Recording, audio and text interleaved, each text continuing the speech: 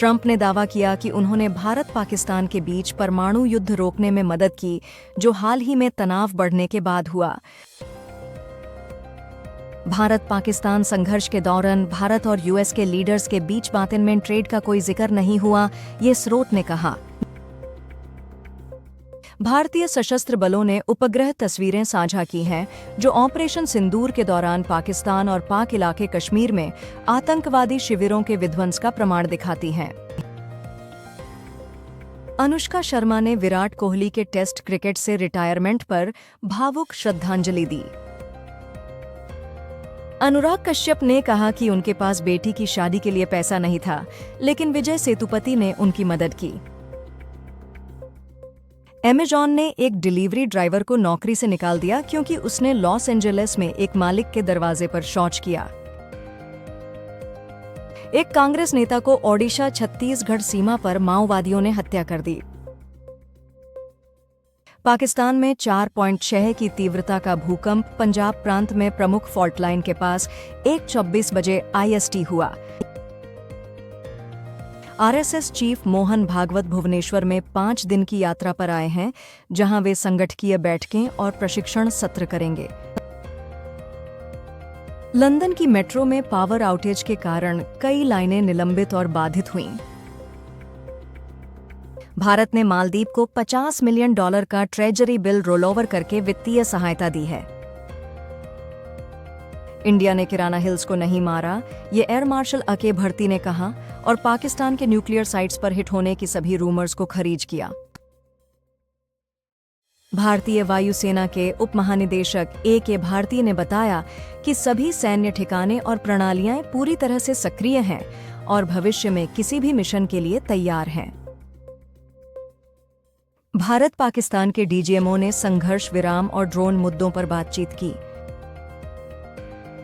PM Modi ने आतंकवादी संगठनों को कड़ी चेतावनी दी और क्रॉस बॉर्डर आतंकवाद के खिलाफ सख्त प्रतिशोध की बात की।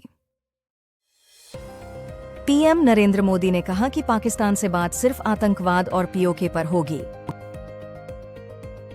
PM मोदी ने पाकिस्तान को चेतावनी देते हुए कहा कि आतंकवाद को छोड़ो या नाश को अपनाओ, अब बातचीत सिर्फ POK पर होगी। विराट कोहली को ग्रेग चैपल ने भारतीय क्रिकेट इतिहास की सबसे प्रभावशाली शख्सियत कहा। विराट कोहली ने टेस्ट क्रिकेट से रिटायरमेंट का ऐलान किया।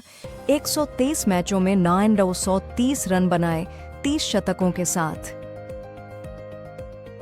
IPL 2025 17 मई से फिर से शुरू होगा, BCCI ने संशोधित शेड्यूल जारी किया। हमास ने कहा है कि ईडन अलेक्जेंडर, आखिरी इजरायली अमेरिकन हॉस्टेज, 48 घंटे में छोड़ दिया जाएगा। यूक्रेन के राष्ट्रपति जेलेंस्की ने रूस यूक्रेन युद्ध को समाप्त करने के लिए तुर्की में पुतिन से मिलने की इच्छा जताई है। ट्रंप को कतर से $400 मिलियन का लग्जरी जेट गिफ्ट मिलेगा, जो एयर फोर्स 1 में इस्तेमाल होगा। 32 हवाई अड्डे भारत पाक तनाव के बीच अस्थायी रूप से बंद होने के बाद नागरिक उड़ानों के लिए फिर से खोले गए। एप्पल अपने आने वाले फॉल आईफोन लाइनअप के लिए कीमत बढ़ाने पर विचार कर रहा है, नए फीचर्स और डिजाइन अपडेट के साथ। PM मोदी ने ऑपरेशन सिंदूर के बाद कहा, भारत ने आतंकवाद के खिलाफ कड़ा संदेश दिया है। PM मोदी ने पाकिस्तान को चेतावनी दी कि भारत न्यूक्लियर ब्लैकमेल सहन नहीं करेगा। ब्राजील ने बेलारूस को 4-3 से हराकर FIFA beach soccer world cup का 7वां खिताब जीता।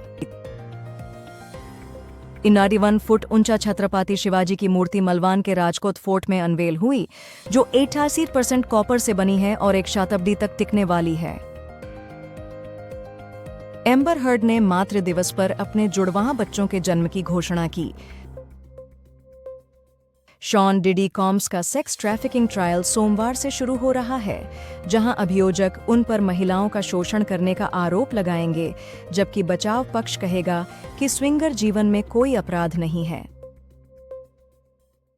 भारत ने जून में यूरोपीय प्रो लीग हॉकी के लिए 24 सदस्यीय टीम का ऐलान किया, जिसमें सालिमा टेटे कप्तान हैं। ट्रंप ने दवा की कीमतें 19% कम करने का ऐलान किया है। हामस ने ट्रंप प्रशासन के प्रति अच्छा इरादा दिखाते हुए 19 महीने से बंदी इजरायली अमेरिकी सैनिक एडन अलेक्जेंडर को रिहा किया।